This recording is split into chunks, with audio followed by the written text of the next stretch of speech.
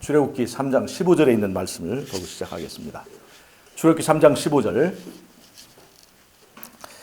출애굽기 3장 15절에 보면 이스라엘의 하나님에 대한 그 표현이 나옵니다. 이스라엘 사람들은 하나님을 어떻게 표현하냐면 3장 15절을 한번 크게 읽어보세요. 하나님이 또 모세에게 이르시되 너는 이스라엘 자손에게 이같이 이르기를 너희 조상의 하나님 여호와 곧 아브라함 하나님 이삭의 하나님 야곱의 하나님께 너는 나를 너희에게 보내줬다 하라. 이는 나의 영원한 일이며 대대를 기억할 나의 칭원이다. 출애굽기 3장 14절에 보면 하나님의 이름을 여호와로 이제 소개를 하고요. 3장 15절에 또 다른 하나님의 표현이 나오는데 그것이 뭐냐면 아브라함의 하나님, 이삭의 하나님, 야곱의 하나님이라고 하는 그런 표현이 이스라엘의 하나님을 부르는 공식 그 표현입니다. 근데 여러분 이 아브라함의 하나님, 이삭의 하나님, 야곱의 하나님이라고 하는 이 표현은 그냥 단순하게 어떤 조상의 이름을 열거하고 나열하는 것처럼 보이지만 이곳에 이 표현 속에 하나님의 속성과 복음적 체계가 그대로 잘 표현이 되어 있습니다. 자, 먼저 보겠습니다. 이스라엘의 이 믿음의 조상의 그 계보를 보면 맨 처음에 아브라함이 이렇게 있죠. 아브라함. 그 다음에 아브라함의 계보를 누가 있냐면 이삭이 있습니다. 그 다음에 이삭의 계보를 야곱이 있죠. 그래서 이 세 조상을 다 거치고 나서 그 다음에 여기에 12지파가 거기서 이제 형성이 되는 거예요. 이스라엘은 12지파에 포함되는 것을 말합니다. 그런데 아브라함의 자손이면서도 12지파에 속하지 않는 사람이 있습니다. 그게 누구냐? 그게 바로 이제 대표적으로 이삭이 아닌 이스마엘의 자손이죠. 또 그 외에 그 아브라함이 사라가 죽은 다음에 후처 그두라로부터 낳은 그 자손들이 있어요. 그 자손들은 아브라함의 자손이지만 이스라엘의 조상은 아닙니다. 이스라엘에 포함되지 않는 사람들이에요. 이스라엘은 지금의 영적 의미로 구원받은 자의 무리를 우리가 이제 포함하는 거예요. 자, 그런데 아브라함의 자손이지만 하나님의 나라의 기업을 얻지 못한 사람들이 있을 수 있다 하는 거예요. 그 다음에 이삭의 후손이지만 다 하나님의 자녀가 아니고 이삭의 후손이지만 하나님의 기업을 얻지 못하는 그런 사람도 있다. 그게 누구예요? 예서죠. 예서입니다. 아브라함의 자손, 이삭의 자손이지만 그래도 하나님의 나라를 유업을 얻지 못하는 무리가 있을 수 있다는 거예요. 자, 보세요. 이 이스마엘의 자손이 12입니다. 12방백이에요. 12지파라고 하고 12방백으로 하죠. 그러니까 이스마엘 입장에서 볼 때는 그것이 하나의 지파가 될 수도 있습니다. 그 이스마엘의 입장에서 볼 때는 거기도 12지파가 있어요. 그러니까 아무리 12지파를 이루었어도 그것이 하나님의 나라의 유업을 얻는 백성은 아니라는 거예요. 아브라함의 자손이고 12지파를 이루었지만 그것이 이스라엘은 되지 못한다 하는 것이에요. 그 다음에 에서는 12까지는 안 되지만 에서도 자손이 많이 있습니다. 아브라함의 자손이고 이삭의 자손이기까지도 한 그 사람이지만 그리고 12까지 하죠. 상당히 많은 그 자손을 얻었음에도 불구하고 그들은 하나님의 유업을 얻는 무리에 속하지 못한다 하는 것입니다. 이스라엘의 정통 계보는 아브라함부터 이삭, 야곱을 다 거친 이 세 개의 필터, 이 세 개의 필터를 다 거친 사람들만 이제 하나님의 나라를 유업을 얻는 백성이라는 것을 말해주기 때문에 아브라함의 하나님, 이삭의 하나님, 야곱의 하나님의 의미는 굉장히 중요하다고 할 수 있습니다. 여러분 보세요. 이 아브라함의 하나님은 성부 하나님, 독생자를 보내주시는 성부 하나님의 특성과 속성을 이해하기 위한 표상적 위치에 있습니다. 그것이 특별히 언제 나타나냐면 모리아산에 자기의 독생자 이삭을 바치는 제사에서 그 역할이 나타납니다. 물론 이삭은 혈연혈통적으로 하면 독생자는 아니에요. 그러나 약속의 계통으로 볼 때는 독생자입니다. 딱 하나죠. 모리아산에서 이제 아브라함이 그 100살에 낳은 이삭을, 그리고 이삭이 가장 아름다울 때쯤에 청년기 때에 그를 이렇게 바치는 그 제사를 드리게 되죠. 그 일을 통해서 아브라함은 누구의 마음을 지금 대변하고 있냐면 우리를 위하여 독생자를 바치시는 하나님 아버지의 마음을 체험하고 또 그것을 표현하는 그 자리에 있게 됐다는 것입니다. 그래서 아브라함의 영적 의미는 하나님 아버지, 이 아버지 하나님의 표상적 위치에 이렇게 있다고 하는 것입니다. 여러분, 십자가의 희생에서 주인공은 우리가 예수님이라고 이렇게 보잖아요. 그러나 이 아브라함의 경험을 통해서 보면 아브라함의 시험에서의 주인공은 이삭입니까? 아브라함입니까? 아브라함이에요. 그러니까 우리가 십자가 구원에서의 사실 주인공은 아브라함 사건과 비교해서 볼 때 사실은 독생자를 희생하는 그 아버지가 주인공이라고 하는 것입니다.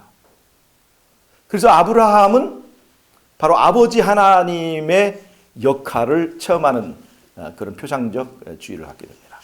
그 다음에 이삭은 우리가 말할 것이 없죠. 이삭은 이제 아들, 독생자의 역할을 표현해주는 그런 표상적 위치에 있죠. 이 독생자의 역할을 우리가 더 잘 이해할 수 있도록 사라가 전혀 아이를 낳을 수 없던 그 나이까지 기다려서 또 아브라함 100살 되던 그때에 아주 귀한 아들을 낳게 됐습니다. 이 독생자의 의미는 뭐냐면 정말로 자기 목숨보다 더 소중한 그런 의미가 들어있는 거예요. 이 독생자는. 물론 하나뿐이기도 하지만 그렇게 소중하다고 하는 그런 의미를 낳고 있습니다. 그러니까 90살에 낳고 100살에 얻은 그 아들이 얼마나 소중하겠어요. 또 낳을 수 없는 가운데서 낳았잖아요. 그러니까 사라가 경수가 끊어진 다음에 이 아들 낳았잖아요. 근데 예수님은 어떤 때 낳았어요? 마리아 처녀 잉태를 했죠. 더 불가능한 그런 것들을 이렇게 보여주는 것이기도 해요. 이 마리아가 예수님을 낳을 때 마리아가 아주 정결한 여자였기 때문에 예수님을 낳았다.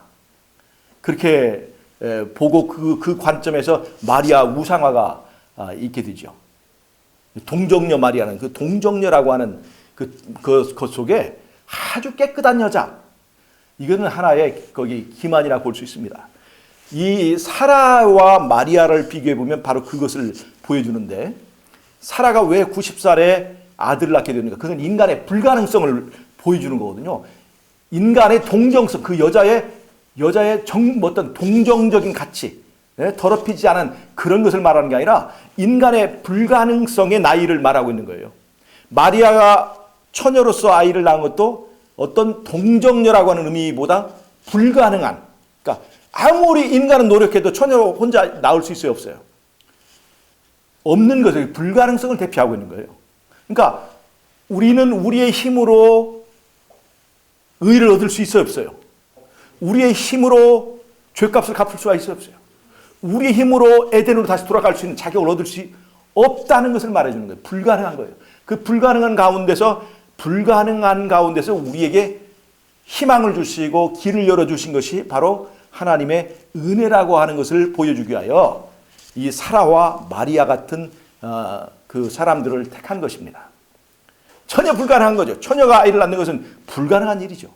그러나 그럼에도 불구하고 우리에게 씨를 주셨다고 하는 그 하나님의 희생이 여기에 반영됐다고 볼 수가 있습니다. 그래서 가톨릭에서 이 마리아를 동정녀로 해서 그것을 이렇게 우상화시킨 것은 번지수를 잘못 잡았다고 볼 수가 있습니다. 이 마리아의 문제, 또 사라의 문제는 인간의 불가능한 상태에서 주신 하나님의 은혜의 크심을 이제 보여주는 것이라고 볼 수가 있습니다. 자, 이삭. 인간의 불가능 가운데서 우리에게 주신 그 하나님의 아들을 보여주는 그 독생자 역할을 보여주는 그 역할을 분명히 한다고 볼 수 있죠. 그러면 하나님 아버지, 그다음에 독생자. 그럼 야곱은 무엇일까? 야곱은 보세요. 야곱은 리브가가 이 아이를 배웠을 때 그 뱃속에서 아이가 맺혀 있었어요. 둘이 서로 싸우고 있었어요. 이것은 우리의 내면에서 싸우는 두 개의 충돌하는 자아를 보여줍니다. 하나는 성령을 대표하고 하나는 육신의 성향을 대표합니다. 그래서 이 야곱은 바로 성령의 속성을 지금 대표하고 있는 거예요. 우리 안에서 역사하는 이기게 하시는 하나님, 바로 그 우리 안에서의 대쟁투의 이 주도권자인 바로 성령을 이제 표현하고 있다는 것입니다. 그래서 계시록에 보면 7교회에 보내는 메시지에서 교회에게 메시지를 보내는 분이 누굽니까? 성령이에요. 성령이 교회에게 이르시는 말씀, 귀 있는 자는 들으라고 하는 그것은 바로 성령이 우리에게 보내주신 메시지를 말하는 거예요. 근데 성령이 뭐라고 그래요? 이기는 자는 이것들을 유업을 얻을 것이다. 그래서 이기는 대쟁투와 관련되어서 그 하나님의 어떤 역할을 말할 때는 바로 성령이 바로 나오게 돼요. 그러니까 7교회에서 우리가 그 상급들을 받는 것을 믿으면 주리라 그렇게 표현하지 않고 이기는 자는 이것들을 유업을 얻으리라 그랬어요. 그러니까 이것을 다른 말로 성경을 이제 통일되게 보면 믿음이라고 하는 것은 그냥 단순히 믿는 지식적인 것이 아니라 믿음이라고 하는 것은 성령을 통해서 싸워 이기는 것을 말하는 것입니다. 믿음이라고 하는 것은 하나의 정적인 것이 아니라 동적으로 내 안에 있는 대쟁투에서 이기고 승리하는 하나의 과정을 말하는 거지. 하나의 순간적인 내 어떤 판단이라든가 결심만을 말하는 것은 아니라고 하는 것입니다. 그래서 우리가 이런 그 믿음의 그 관점을 어떻게 보느냐에 따라서 한 번 구원이 영원한 구원이다 하는 그런 이런 오류들을 우리가 가려낼 수 있다고 하는 것을 우리가 알 수가 있습니다. 그래서 야곱은 무엇을 보여주고 있어요? 성령을 보여주고 있습니다. 그리고 이제 이 야곱의 경험 가운데 야곱이 특별히 이스라엘이 되게 된 그 역사적 사건이 있죠. 그것이 뭐냐면 야복강에서의 씨름입니다. 그러니까 야곱은 뱃속에서도 이게 씨름을 했지만 그 누구를 이겼어요? 예서를 이겼죠. 근데 야복강에서 누구와 싸웠어요? 하나님과 싸웠어요. 하나님과 싸워서 이겼거든요. 근데 하나님과 싸워서 이길 때 그 우리가 싸우는 것처럼 막 자기 힘으로 눌러 이긴 게 아니라 어떻게 했어요? 나를 축복해 주시지 않으면 보내줄 수 없겠습니다. 이 뭐냐면 자기 자신의 불가능한 것, 자기 자신의 그 아무것도 아닌 그런 것들을 고백하고 하나님의 은혜에 간절하게 매달리는 그 간절함으로, 그래서 하나님의 자비에다 자기를 맡기는 씨름을 한 것이 바로 이 야곱이 승리하게 되는 원인입니다. 야곱이 자기 힘으로 하나님의 뺨을 때리면서 이긴 게 아니라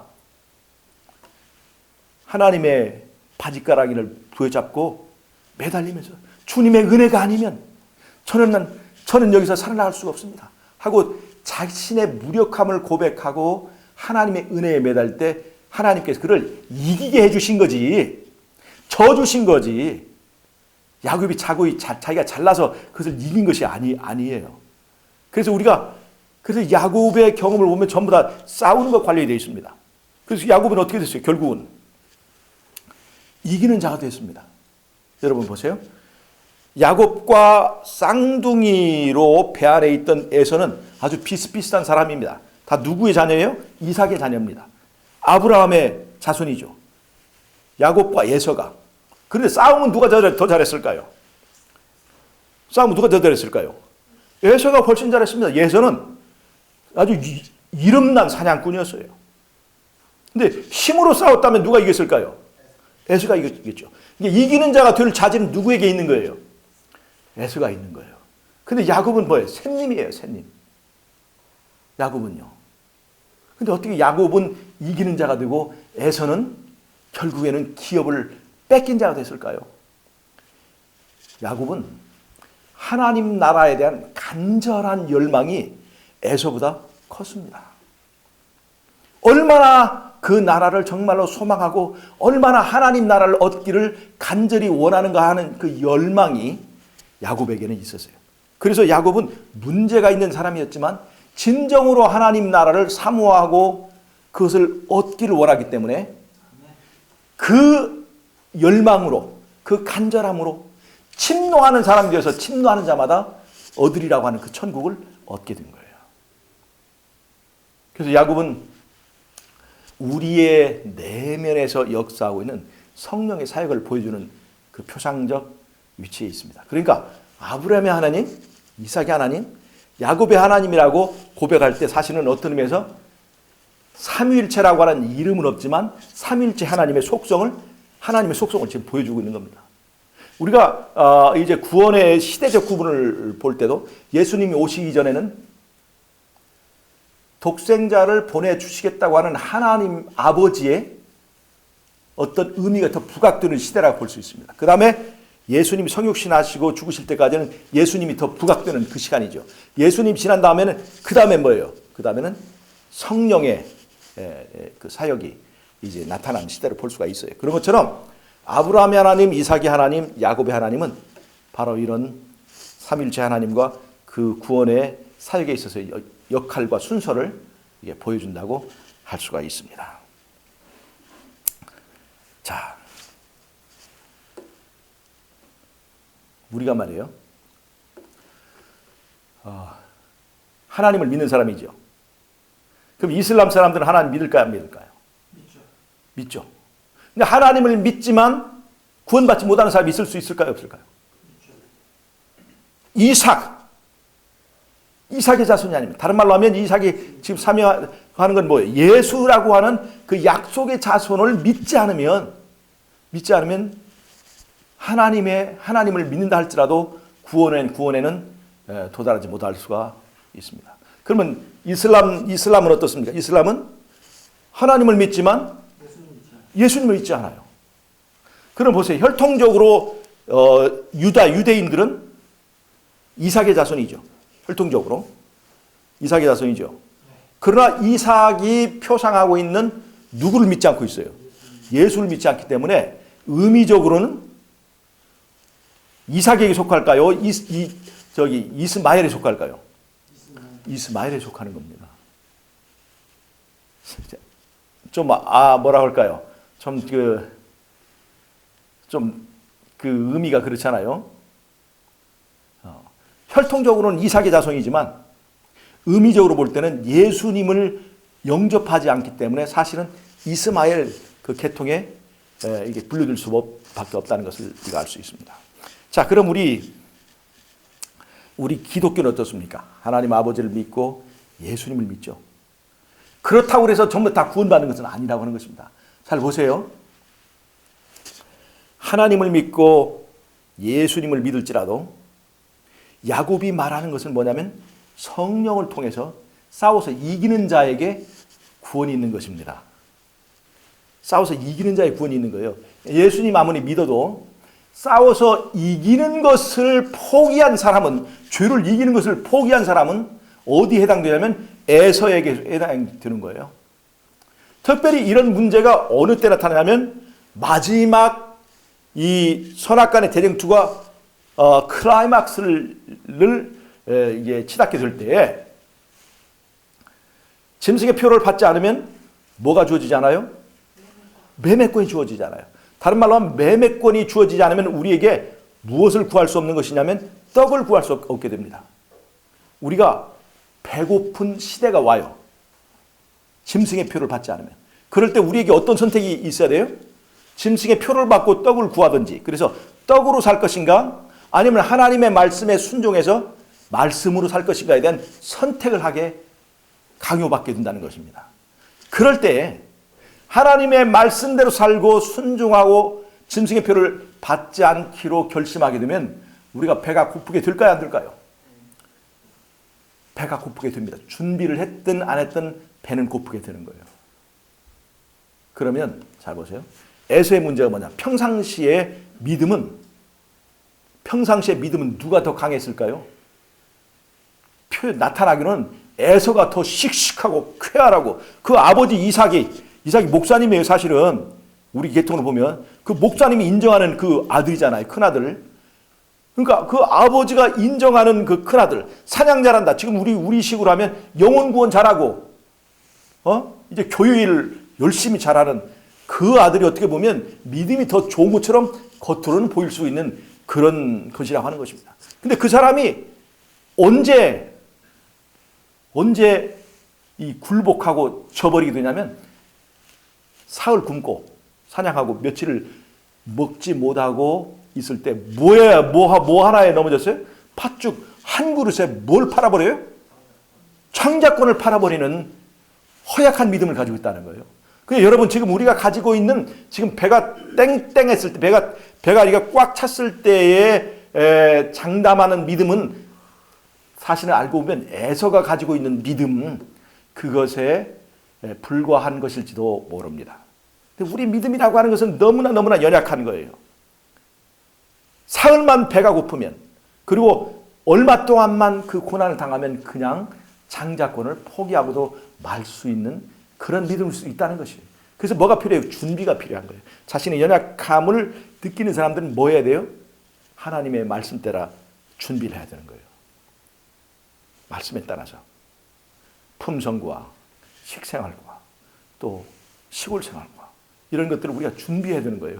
왜냐하면 이것은 전부 다 우리 믿음이 연약하다는 것을 전제로 주님께서 우리에게 주시는, 네가 연약하기 때문에 이렇게 준비해 놓아야만 된다라고 하는 것을 말해주는 하나의 그 권면이기 때문에 그렇습니다. 자, 보세요.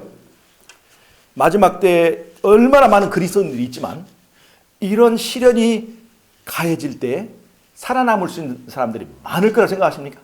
에서가 많겠습니까? 야곱이 많겠습니까? 에서가 많습니다. 에서가 많아요. 그래서 마지막 때 특별히 이 에서가 대표하는 것은 이기지 못하는 거예요. 특별히 우리가 이겨야 되는 것은 뭐냐면 죄에 대해서 승리하는 것입니다. 죄에 대해서. 자, 우리가 죄를 이길 수 있습니까? 없습니까? 우리 힘으로는 안 돼요. 야곱이 왜 그렇게 그 여호와 하나님의 바짓가랑이를 부여잡았을까요? 자기의 힘으로는 이길 수 없다고 하는 것을 깨달았기 때문에 그렇습니다. 에서는 왜 졌을까요? 너무나 자신만만했기 때문에 진 거예요. 에서는요, 힘이 있고 털나고 야성적이고 말이죠. 예? 가슴에 털난 남자 아니에요, 이 에서가. 이 아주 야성적인 사람이에요. 한 번 한다고 하는 사람이에요. 나는 한다면 하는 사람이야. 그 한다면 하는 사람이 아주 위험한 거예요. 이 에서가 아주. 그런데 야곱은요, 소심하고 자기가 죄와의 싸움에서 얼마나 무력한 것인가를 잘 익히 체험하고 잘 알고 있는 사람이었어요. 그래서 싸움을 포기했습니까? 야곱의 문제는 그래서 싸움을 포기했어요? 그래서 어떻게 했어요? 하나님의 은혜에 매어 달렸어요. 그리고 싸움을 포기한 것이 아니라 싸움을 싸웠어요. 하나님의 은혜를 붙들고 싸워서 이긴 자가 됐습니다. 잘 보세요. 우리는 말이에요. 이 죄와의 싸움을 잘 보세요. 내가 예수님을 영접했잖아요. 그러면 내 주인은 누가 되는 겁니까? 예수님 되는 거예요. 그럼 내가 이제 심판대 앞에 서겠죠. 율법이 나를 볼 거예요. 내가 수많은 죄를 졌어요, 안 졌어요? 솔직히 말하면 졌어요, 안 졌어요? 졌죠. 근데 율법에 서면은 두려워 안 들어요. 그 율법은 뭐라고 얘기해요? 저 사람 안 죽였는데요? 사람을 죽이지 않았어도 형제를 미워하는 일이 있었으면 너는 죽는 거야, 자식아. 그 앞에 선다는 거예요, 이게. 사람을 죽이지 않았더라도 미워하기만 했어도 너는 죽어. 그렇게 말할 때 떨려요, 안 떨려요? 굉장히 떨리는 거예요. 근데 내 중심의 주인이 누구라면, 예수님이라면, 율법은 내 외모를 보지 않고 누가 너의 주인인가 하는 것을 보는 거예요. 그때 주인이 예수님이라는 것을 보는 즉시 내 행위를 보지 않고 누구의 공로를 보고 예수의 공로를 보고 나를 뭐라고 해요? 죄 없다라고 하는 거예요. 그것은 왜요? 죄값을 이미 다 계산했기 때문에 그렇습니다. 그런데 여러분, 우리의 의로움을 여기서만 끝나면 안 됩니다. 여기서만 끝내면 안 돼요. 예수를 영접하게 되면 이렇게 내가 어쩔 수 없는 과거의 죄악들, 이런 것들은 이런 방식으로 해결이 됩니다. 근데 예수를 영접한 사람은 내가 현재 당면하고 있는 죄에 대하여 어떠한 자세를 가져야 됩니까? 그러면 죄는 어쩔 수 없으니까, 인간은 인간이기 때문에 어쩔 수 없이 죄는 지을 수밖에 없고, 그 다음에 예수님을 영접했으니까 죄는 용서받게 되고, 이런 방식을 선택하는 거예요? 아니에요. 이건 잘 알아야 됩니다. 과거에 지은 죄에 대해서는 예수님을 보고 용서를 받지만, 현재 내가 당면한 현재의 죄, 미래의 죄는 내가 그것을 싸워서 이길 힘을 예수님께 받는 거예요. 그걸 어떻게 하느냐? 창세기 3장 15절에서 뱀과 여자 사이에 뭐가 있게 해준다고 그랬어요? 원수 되게 해준다고 그랬죠. 그때 여자는 사람을 대표하고 있는 겁니다. 교회를 대표하고 사람을 대표하는 거예요. 그래서 그 창세 사건 이후에 사람이 뱀을 보면 어떻게 됐어요? 징그럽게 됐죠.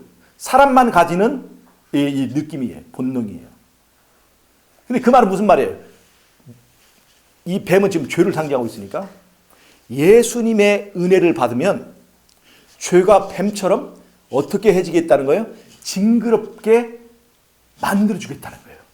그러니까 죄가 죄 짓는 것이 뱀처럼 징그러운 사람은 죄를 지을까요, 안 지을까요? 이게 바로 거듭남이라는 거예요. 거듭남이냐. 죄를 굉장히 미워하는 마음을 주겠다는 겁니다. 시편 1편에는 뭐라고 그랬어요? 복 있는 자는 어떻게 한다고 그랬어요? 5만 원짜리 안 한다고 안 한다고 그랬어요. 그 자리가 싫은 거예요. 시편 1편에서 복 있는 자는 율법을 주야로 묵상한다고 써야 한다고 그랬어요. 율법을 즐거워한다고 그래서 안 한다고 그랬어요. 율법을 즐거워하고 그것을 묵상하는 것만도 즐거움인 사람은 율법을 지키는 게 쉬울까요? 쉬울까요? 쉬운 거예요. 율법이 오리를 가자 하면 심리를 갈 수 있을까요? 없을까요? 심리를 갈 수 있게 하는 거예요. 왜냐하면 그 안에 예수님께서 주시는 거듭남의 역사가 이루어졌기 때문에 그렇습니다. 죄를 무엇처럼 미워하게 되는 거예요? 뱀처럼 미워하게 되고, 그 다음에 하나님의 말씀은 무엇처럼 달콤하게 되는 거예요? 굴처럼. 이런 일이 가능할까요? 창세기 3장 15절에서 그것을 약속한 거예요. 누가? 하나님이 약속한 거예요. 우리가 뱀을 볼 때마다 그 약속을 우리가 이제 새길 수가 있습니다. 우리가 정말로 예수님을 받아들이고 예수님을 영접하게 되면 우리 안에 그런 본능이 생기게 됩니다. 제 친구 하나가 예전에 담배를 아주 이제 끊지 못해가지고, 교회 다니면서도 끊지 못해가지고 아주 애를 먹었다고 그래요. 담배를 여러 번 끊어봤대요. 끊어봤는데 금단 증상이 나온다는 거예요. 담배를 끊고 이렇게 가면, 길 위를 걸어가면 갑자기 공중에 붕 뜨는 것처럼 가다가 그런데요. 담배를 끊으면 붕 뜨는 것 같고 이렇게 중심을 잡을 수가 없대요. 이게 금단 현상이에요. 근데 이 사람이 어느 날 이제 부응해가지고 하나님 은혜에 확 잠겼는데 갑자기 속에서 뭐가 막 쭉 올라오더라고. 뭐 어떤 어떤 시커먼 것 같은 것이 막 쭉 올라오더래. 그래서 그것을 확 뱉었는데 그 후로는 말이에요. 그 후로 담배를 이게 피려고 하면 써가지고 담배를 필 수가 없겠더래요. 그래서 담배를 끊었대요. 이런 일이 있으리라 생각하세요? 하나님의 은혜가 이것을 가능하게 할까요? 제가 이거를 그 김혜자 씨라고 그 연예인 김혜자 씨 있잖아요. 그 김혜자 씨의 간증에서 들었습니다. 이 김혜자 씨도 굉장히 골초였대요. 성경을 읽으면서도 예수님이 고난당하는 것이 너무나 안쓰러워서 그때는 담배를 한 대를 피워야만 됐대요. 자기는 그것을 담배를 피는 것을 죄라고 생각지 않고 그냥 하나의 습관이고 기호품이라 생각했다는 거예요. 근데 어느 날 담배를 쫙 한 대를 피려고 하는데 담배가 너무나 써가지고 그 피울 수가 없더래요. 그래서 담배를 이제 끊었는데 이상하다. 그렇게 생각을 했는데 미국에서 자기 딸이 전화가 왔더래. 그래서 내가 이제 이 담배가 이게 맛이 없어서 내 몸에 무슨 이상이 있는가 보다. 그렇게 하고 딸에다 얘기했더니 딸이 울면서 얘기하더래. 내가 엄마가 담배를 끊을 수 있도록 석 달을 기도했어. 그러더라는 거예요. 그렇게 담배를 끊었다는 거예요. 여러분, 하나님께 담배 끊을 수 있게 해줍니까? 담배 끊기 정말 얼마나 어려운가 그 얘기를 들어보면 아시죠? 담배 끊게 해줄 수 있을까요? 근데 여러분, 하나님께서, 예수님께서 죄를 끊게 해줄 수 있을까요? 거기는 정말 죄를 끊게 해줄 수 있을까요? 여러분, 이것을 믿는 게 믿음이에요. 과거의 죄를 용서해 줄 뿐만 아니라 죄를 뱀처럼 미워하는 마음을 창조해 줄 수 있다는 데서 그 창조주의 의미가 있는 것입니다. 그러니까 이것이 보세요. 마지막 때에 매매권이 없는 사람들은 병원에 갈 수 있을까요? 없을까요? 없어요. 이 세상에 매매 아닌 건 없어요. 모든 서비스, 모든 거래는 다 매매입니다. 매매. 그러니까 매매권이 없을 때는 병원에 갈 수가 없어요. 그럼 마지막 때 병 걸리면 돼요? 안 돼요? 그래서 마지막 때는 병이 안 걸리는 사람이 되는 거예요. 그걸 위해서 지금 뭐 해야 돼요? 지금 식생활 개선해야 되는 거예요. 지금 시골 생활 해야 되는 거예요. 뭐예요? 우리 자체 내의 힘을 길러야 되는 거예요. 면역성을. 그것이 바로 음식물 기별의 핵심입니다. 근데 이 음식물 기별보다 더 중요한 것이 뭐냐면 마지막 때에 예수님의 은혜의 시기가 끝날 때가 있어요, 없어요? 은혜의 시기가 끝날 때가 있어요, 없어요? 그 은혜의 시기는 뭐예요? 더 이상 죄를 위해서 중보하지 않는 그때를 말하는 거예요. 죄에 대해서 예수님께서 더 이상 다루지 않습니다. 병원 문을 닫는 거예요, 이제. 동사무소의 문을 닫는 겁니다. 두드려도 문을 열어주지 않아요. 그러면 그때에, 그리고 나서 예수님 바로 재림하면 되지만 예수님 바로 재림하지 않습니다. 7장이 남았어요. 아마게돈 전쟁이 남았습니다. 그럼 그 사이에 죄를 지으면 될까요, 안 될까요? 죄를 해결할 방법이 없는 거예요. 자그마한 죄로도 죽습니다. 그래서 그 예수님 재림 때까지 성도들은 예수님의 중보가 끝난 중보 없이 죄 안 짓는 사람이 되어야 되는 거예요. 어떻게 우리 힘으로 죄 안 지을 수 있어요? 예수와 완전히 밀접되어야만, 예수와 완전히 일체가 되어야만 그때에 죄 안 짓는 사람이 될 수가 있는 겁니다. 준비가 필요한 거예요. 우리가 마지막 때의 준비는 바로 그런 거예요. 병 안 걸리는 사람이 되고, 그리고 매매권에 의존하지 않는 사람이 되어야 되고, 그 다음에 죄 안 짓는 사람이 되는 것이 필요한 거예요. 이거는요, 많은 시간 동안 내가 야곱처럼 그리스도의 은혜의 바짓가랑이를 잡고 늘어지는 하나님과 나와의 교제와 경험을 통해서 이루어집니다. 이제 이런 상태, 어떤 시련과 환란이 와도 변동되지 않는 믿음의 상태를 우리가 믿음의 품성화라고 얘기하는 거예요. 품성화 필요할까요? 품성화가 되기 전에는요, 변동이 있습니다. 변동이 있어요. 내가 오늘 예수님을 믿지만 그 다음에는 이것이 변할 수 있어요, 없어요? 변할 수 있는 거예요. 이건 품성화 되지 않았기 때문에 그런 거예요. 그러나 아무리 시련이 와도 변하지 않는 상태가 된 그 사람을 우리가 품성화되었다는 거예요. 품성은 사람이 좋고 나쁜 것만 아니라 그리스도의 은혜를 힘입어서 흠 없는 상태가 이제 변하지 않는 고정된 상태에 이르게 된 것을 말합니다. 그리고 이제는 변하지 않는 이 제품에 대해서 뭐가 붙게 돼요? 딱지가 붙게 됩니다. 그게 뭐예요? 그게 인치는 거예요. 자, 그러니까 인치는 사람에게는 뭐가 주어져요? 늦은 비 성령이 주어집니다. 늦은 비 성령은 뭐예요? 그거는 변화시키는 영이 아니라 변하지 않게 만드는 것이 늦은 비 성령이에요. 그러면 변화시키는 것, 변하게 하는 것은 바로 늦은 비 성령 이전에 지금 오늘 내가 변하게 하는 영의 역사를 받아야 됩니다. 그것이 바로 이른 비 성령의 역할이에요. 지금 변해야 됩니다. 변하게 하는 것은 이른 비 성령이에요. 그러나 어떤 상태가 이랬을 때 인을 받고 이제 더 이상 변하지 않게 나를 고정시키는 것이 있다면 그건 바로 늦은 비 성령이에요. 그리고 늦은 비 성령을 받은 사람들은 병 고치는 은사도 있고 때로는 죽은 자를 살리는 그런 은사도 있을 수 있어요. 그런 은사를 내가 변화되지 않은 채로 받게 되면요, 나에게 유익한 것이 아니라 내가 타락하게 돼요. 무슨 말 알겠죠? 내가 갑자기 병 고치는 은사가 있어요. 그러면 사람들이 몰려올까요? 안 올까요? 사람들이 날 교주로 만들까요? 안 만들까요? 금방 교주됩니다. 금방 순복교회 조영기 목사처럼 돈방 속에 올라서게 되는 거예요. 유혹을 감당 못하고 넘어지게 되는 거예요. 그러니까 은사를 우리가 감당할 수 있는 그릇이 되지 않으면 그 은사를 주시지 않는 거예요. 그러니까 은사를 감당할 사람으로 먼저 변화되는 게 중요한 거예요. 내가 준비되어야 되는 거예요. 그 준비시켜주는 그 영의 역사, 그것이 바로 이른 비 성령의 역사라고 하는 것을 우리가 알아야 합니다.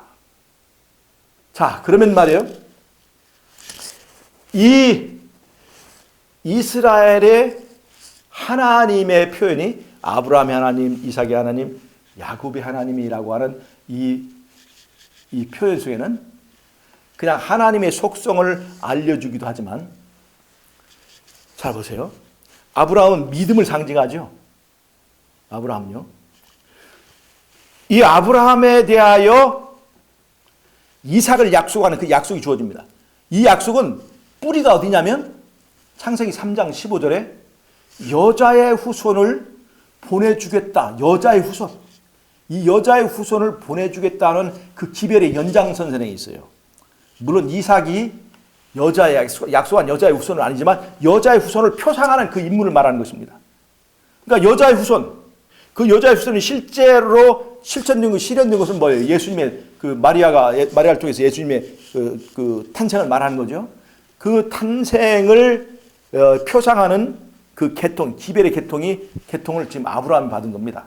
창세기 3장 15절의 복음이야말로 하나님이 우리에게 확실하게 약속한 구원의 복음이잖아요. 그 복음의 그 복음 덩어리를 아브라함이 받은 겁니다. 자, 그리고 아브라함은 무엇을 상징해요? 믿음을 상징합니다. 아브라함 믿음을 상징하죠. 근데 그 믿음만으로 우리의 행동과 우리의 삶을 변화시키지 않고 믿노라고 하는 만으로 우리에게 구원을 주는 것이 아니라는 것이 바로 이 계보도에서 우리에게 가르쳐주는 것입니다. 이삭이 말하는 것은 뭡니까?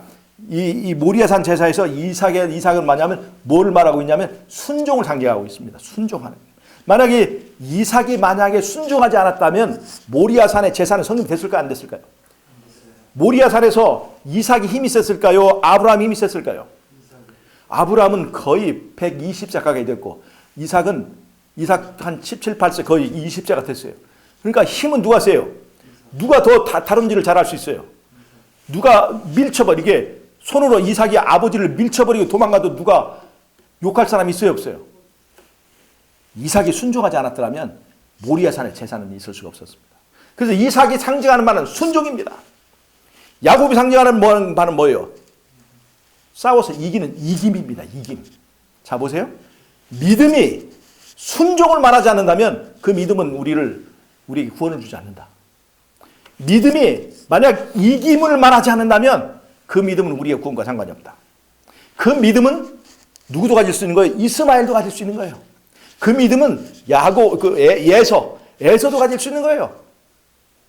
그러나 진정한 믿음은 아브라함과 이삭과 야곱이 말하는 그 의미와 가치를 내포하는 것일 때만 12지파에 속할 수 있는 그런 가치가 있다 하는 것입니다.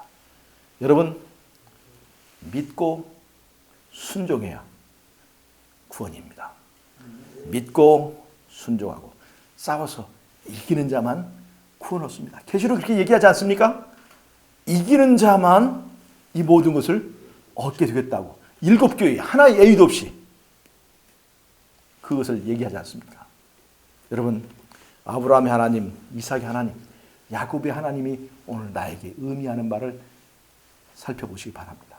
믿는다면서 순종하지 않았던 일, 믿는다면서 이기지 못하면서도 나는 인간이기 때문에 죄질 수밖에 없어. 그렇지만 예수님을 믿으니까 구원해 주겠지라고 하는 그 나약한 패배자의 넋두리를 믿음이라고 생각하고 살았는지 우리가 볼 필요가 있습니다.